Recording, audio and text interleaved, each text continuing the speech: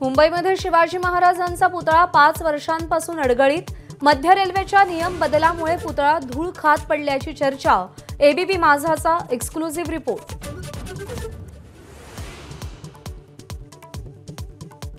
रामदास कदमांचा मुलगा आमदार योगेश कदमांना करावा लागणार भाऊबंदकीचा सामना। चुलत भाऊ अनिकेत कदम विरोधात प्रचार करणार। रविकांत तुपकरांच्या अन्नत्याग आंदोलनाचा तिसरा दिवस। शेतकऱ्यांच्या मागण्यांची दखल न घेतल्यास रविवारी राज्यभर रास्ता रोको, तर सोमवारी बैलगाड्यांसह समृद्धी महामार्ग रोखण्याचा इशारा। मुंबईतील कमला मिल कंपाऊंडमधील टाइम्स टॉवरला लागलेली आग नियंत्रणात। वायर आणि एसीला आग लागल्याने धूर कायम।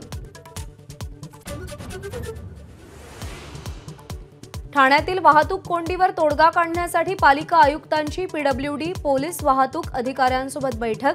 वैतागलेल्या ठाणेकरांनी मुख्यमंत्र्यांच्या घरासमोर आंदोलन केल्यावर प्रशासनाला जाग। मुंबई गोवा हायवेवर सलग दुसऱ्या दिवशी वाहतूक कोंडी। सुकेळी खिंड लोणेरे परिसरात वाहनांच्या रांगा। पावसाच्या सरी आणि महामार्गावरच्या चिखलामुळे वाहतूक मंदावली।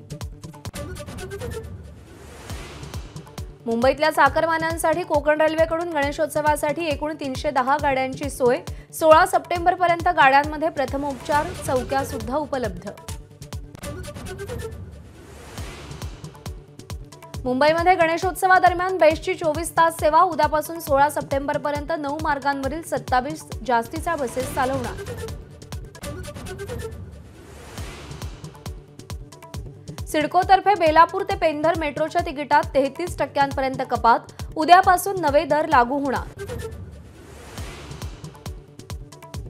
लालबागच्या राजाला रिलायन्स फाउंडेशनकडून 20 किलो सोन्याचा मुकुट अर्पण। पाचू रत्नजडित मुकुटाची किंमत तब्बल 16 कोटी रुपये। एबीपी माझा, उघडा डोळे बघा नीट।